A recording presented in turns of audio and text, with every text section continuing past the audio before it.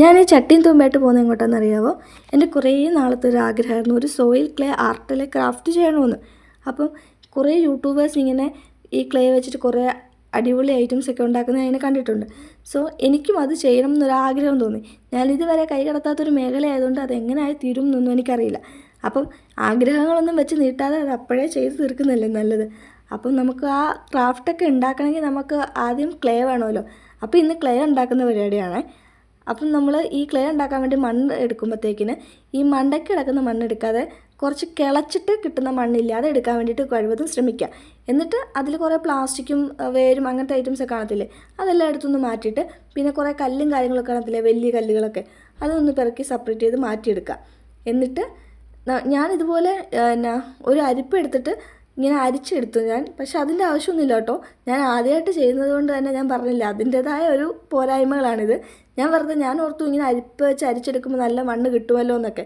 പക്ഷേ ഇങ്ങനെ കിട്ടുന്ന മണ്ണ് കൊണ്ട് ഒരു പ്രയോജനമില്ല കേട്ടോ. നമ്മൾ ഈ ആ കല്ല് പോലെ കിടന്നില്ല, അതൊക്കെ ഈ ചെളിയും അതുമെല്ലാം ഉരുണ്ട് ഒരു കല്ല് പോലെ കിടക്കുന്ന. അപ്പോൾ അതൊക്കെ നമുക്ക് ആവശ്യമുള്ളത് തന്നെ കേട്ടോ. വെള്ളം ഒഴിക്കുമ്പോൾ അതൊക്കെ ചെളിയെല്ലാം ഇളകി പൊക്കോളും. അപ്പം നിങ്ങളാരും ഇങ്ങനെ ഞാൻ പറഞ്ഞില്ലേ അങ്ങനെ അങ്ങനെ അരിപ്പ് വെച്ചിട്ട് അരിക്കാൻ നിൽക്കണ്ട. എന്നിട്ട് നമ്മൾ ആ എടുത്ത ക്ലേ ഉണ്ടല്ലോ, ക്ലേ അല്ല, ആ മണ്ണൊരു ബക്കറ്റിലോട്ട് ഇടുക.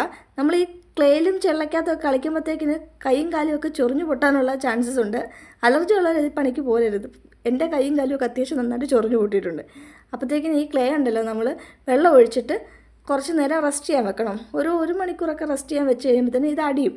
ഇത് അടിഞ്ഞിട്ട് കഴിയുമ്പോഴത്തേക്കും നമ്മളിത് നന്നായിട്ടൊന്ന് കുലുക്കി എടുത്തിട്ടുണ്ടല്ലോ, നല്ല തുണി എന്നല്ല, നിങ്ങൾ യൂസ് ചെയ്യാത്തൊരു ഇഴയെടുപ്പുള്ളൊരു തുണി ഉണ്ടല്ലോ, ഒരു ബക്കറ്റിൻ്റെ മണ്ടയ്ക്ക് വിരിച്ചിട്ടിട്ട് ഇതുപോലെ അരിച്ചരിച്ചെടുക്കുക. ഇനി കുറച്ച് നേരം ഇങ്ങനെ അരിച്ചരിച്ചെടുക്കുമ്പോഴത്തേക്കിന് തന്നെ അത്യാവശ്യം ക്ലേയും കാര്യങ്ങളൊക്കെ ആ ബക്കറ്റിലോട്ട് വീണോളൂ. ഇതുപോലെ കിട്ടും.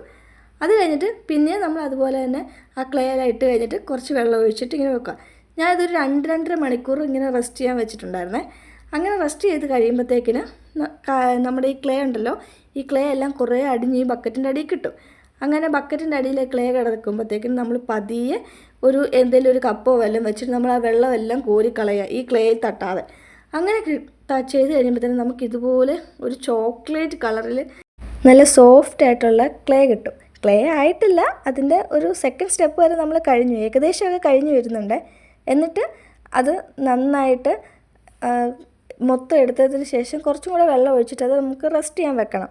അപ്പം ആ കിടക്കുന്ന കുറച്ച് ഈ കല്ലും മണ്ണും ഒക്കെ ഇല്ല, അതായത് ക്ലേയുടെ ബാക്കി വന്ന സാധനങ്ങളൊക്കെ ജസ്റ്റ് ഇങ്ങനെ പിഴിഞ്ഞൊന്ന് എടുക്കുക. അങ്ങനെ ചെയ്യുമ്പോൾ തന്നെ നമുക്ക് ഇത് കണ്ടോ, ഞാൻ തുറന്നപ്പോൾ തന്നെ കണ്ടോ, ഇപ്പോൾ തന്നെ നമുക്ക് അത്യാവശ്യം ഒരു ക്ലേയുടെ ഒരു സെറ്റപ്പിൽ കിട്ടിയിട്ടുണ്ട് കണ്ടോ. ഇപ്പോൾ തന്നെ അത് ക്ലേ ആയി മാറിയിട്ടുണ്ട് കേട്ടോ. അപ്പം നമ്മുടെ ക്ലേ കുഴപ്പമില്ലാതെ വന്നിട്ടുണ്ട്. നമുക്ക് കല്ലും മണ്ണും ഒന്നും ഇല്ലാതെ നല്ല പൊടിയായിട്ടും നല്ല സോഫ്റ്റായിട്ട് വന്നിട്ടുണ്ട്. അപ്പോഴത്തേക്കിന് നമ്മളത് പിന്നെയും അങ്ങനെ 3-ാമത്തെ പ്രാവശ്യവും നമ്മളങ്ങനെ കുറച്ച് നേരം ഒരു 1-1.5 മണിക്കൂർ റെസ്റ്റ് ചെയ്യാൻ വെച്ചു. എന്നിട്ട് വേറൊരു തുണി എടുത്തിട്ട് ഇതുപോലെ അത് അടിയിൽ ബക്കറ്റ് വെച്ചിട്ടുണ്ടല്ലോ, നമ്മൾ ആ തുണിയുടെ മണ്ടയിലോട്ട് ആ ക്ലേ പിന്നെ ഇങ്ങനെ ഒഴിച്ചു കൊടുക്കുക. ഇത് കുറേ നേരത്തെ പരിപാടി കേട്ടോ. ക്ഷമയുള്ളവർക്കേ ഇത് പറ്റത്തുള്ളൂ. ഞാൻ നേരത്തെ പറയാം കേട്ടോ. ഇത് ഞാനിപ്പോൾ ഒരു ദിവസം കൊണ്ട് ഉണ്ടാക്കിയെടുത്തതേ ഉള്ളൂ. പക്ഷേ ഇത് നല്ലതായിട്ട് റെസ്റ്റ് ചെയ്യാൻ വെക്കുവാണെങ്കിൽ നല്ല രീതിക്ക് അടിഞ്ഞ് കിട്ടും. അപ്പോൾ 1-2 ദിവസമൊക്കെ എടുത്ത് ക്ലേ ഉണ്ടാക്കുവാണെങ്കിൽ നല്ല സൂപ്പർ ക്ലേ കിട്ടും കേട്ടോ. അങ്ങനെ ഞാൻ ക്ലേ എല്ലാം ആ തുണിയിൽ ഒഴിച്ചിട്ട് ജസ്റ്റ് ഒരു കിഴി കെട്ടിയിട്ട് ഇങ്ങനെ പിഴിഞ്ഞെടുക്കുക. അതിലെ മാക്സിമം വെള്ളവും ഞാനങ്ങനെ ഊറ്റി കളയാൻ വേണ്ടിയിട്ട് ചെയ്തുകൊണ്ടിരിക്കുകയാണ്. അപ്പോൾ ആ ബക്കറ്റിൽ വെള്ളം വീഴുന്നത് നിങ്ങൾക്ക് കാണാൻ പറ്റുമല്ലോ. നന്നായിട്ട് നമ്മളങ്ങനെ പ്രസ് ചെയ്ത് പിഴിഞ്ഞ് മാക്സിമം നമ്മളെക്കൊണ്ട് പറ്റുന്ന പോലെ വെള്ളം എടുക്കുക. അങ്ങനെ കഴിയുമ്പോഴത്തേക്കിന് നമ്മൾ നല്ല വെയിലുള്ളിടത്ത് എന്തെങ്കിലും പലകയോ അല്ല എന്തെങ്കിലും ഒരു സാധനം മുറ്റത്തിട്ടിട്ട് ആ തുണി ഇതിൻ്റെ പുറത്ത് ഇങ്ങനെ വിരിച്ചിട്ട് ഇതാണ് നമ്മുടെ ക്ലേ കിട്ടിയിട്ടുള്ളത്. നല്ല രസമായിട്ട് അത് കാണാൻ വേണ്ടി, നല്ല ചോക്ലേറ്റ് പോലെ ഇങ്ങനെ നല്ല സോഫ്റ്റായിട്ട് നമുക്കത് കിട്ടിയിട്ടുണ്ട്. അപ്പോൾ ഇനിയുള്ള പരിപാടി എന്ന് പറഞ്ഞാൽ ഇനിയിപ്പോൾ നമ്മുടെ ഫൈനൽ സ്റ്റെപ്പാണ്. ഇനി ഈ സാധനം നമ്മളിങ്ങനെ നന്നായിട്ട് ഉണക്കാൻ വേണ്ടിയിട്ട് ഇങ്ങനെ വെക്കുക. ഇങ്ങനെ ചെയ്യുന്നത് എന്തിനാണെന്ന് വെച്ചിട്ടുണ്ടെങ്കിലുണ്ടല്ലോ, എല്ലാ സൈഡിലോട്ടും പറ്റണം. എല്ലാ സൈഡിലോട്ടും ഇങ്ങനെ പരത്തി വെക്കണം, എന്നാലേ പെട്ടെന്ന് ഉണങ്ങി കിട്ടത്തുള്ളൂ. നമ്മളിങ്ങനെ കട്ടി പിടിച്ചിരിക്കുമ്പോഴത്തേക്കിന് ഉണങ്ങാൻ പാടാണേ.